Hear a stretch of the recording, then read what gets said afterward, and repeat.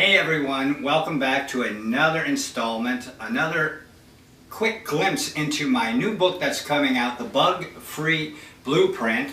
This is the second video of professional tips that you can find in the book, which is getting closer to launching real quick here in less than a week. I'm really excited, but I wanted to give you a glimpse into a few subjects that I get the most questions on, I get the most response from my articles and videos that I do. And this one's on German roaches. And where do I find them? Where do these things hide? Why can't I get rid of them? Well, if you know where they hide, then the rest is just automatic. You can start eliminating them. So in this video, I want to just take you through, show you some of their favorite hiding spots, and we'll go from there. Remember, this is the second installment. I've got some more coming out, videos that I think you'll like, but remember, my book, The Bug-Free Blueprint, is coming out, and all that information's in there. I'm excited to share this with you. It's been 30 years in the making, and I think it'll really benefit you. So let's take a look at those German roaches and see how we can get rid of them, all right? Okay, German roaches. How can we get rid of them? Well, part of getting rid of a German roach infestation is just finding them. German roaches are thigmotropic. Don't worry, that's about the only big word I know. And it simply means they like to be touching on all sides. So they're going to find the tightest little cracks and crevices that they can.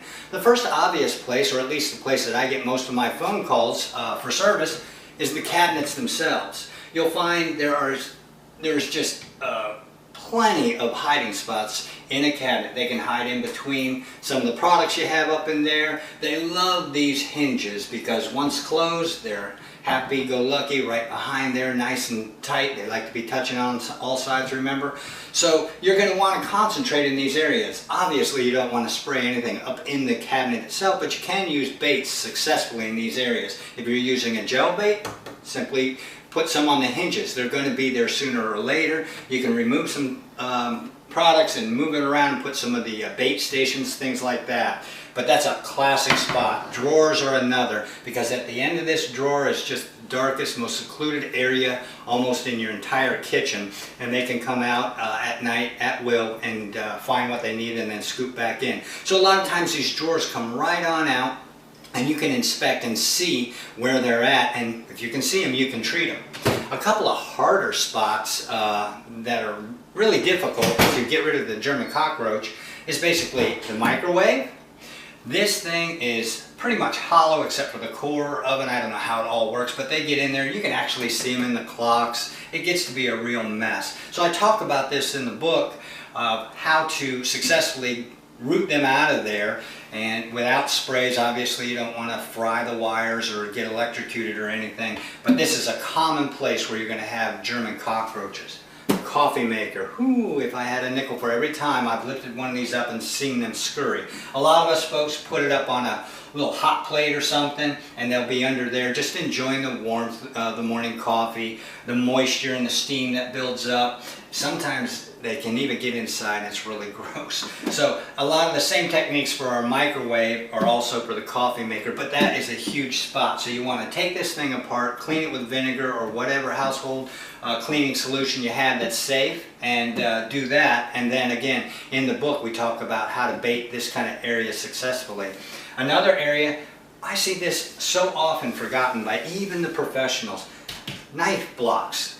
This thing is perfect. It's got tons of little thigmotropic loving insect houses. I mean, nice little slits where the thin blade goes in, so it's perfect for the roach. And what you'll have, if you turn it upside down, you'll start seeing fecal matter in here. You'll start seeing the little antennas sticking out. They just love hiding out in here. And normally our knife blocks are put real close to these other areas, such as the coffee maker or the microwave, and so it's a natural spot. So these four areas actually are really extremely common. Take your time, examine them, and I tell you what, you'll get rid of a huge part of that population. But there's one area in particular that sometimes is the feeding source, if you will, of an infestation, and that's the refrigerator. I want to show you why now.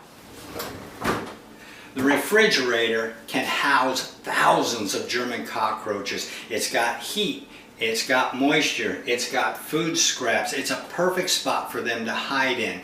The motor of the refrigerator is always on the back, up against the wall, and that's where the heat builds up, moisture condensation from the ice tube that goes up the water tube that feeds the ice maker. And then there's the housing for the motor itself. A lot of times that's covered with a thick piece of cardboard, and they are just loving that because they're in behind it with all those elements that they need and love. Plus, roaches are actually a relative of the termite and can munch on that little bit of cardboard. So if things get kind of sparse, they can find a meal right there in the back of the refrigerator. The trick is to pull the refrigerator out. You're going to want to be careful to remove any objects from the top so they don't come crashing down.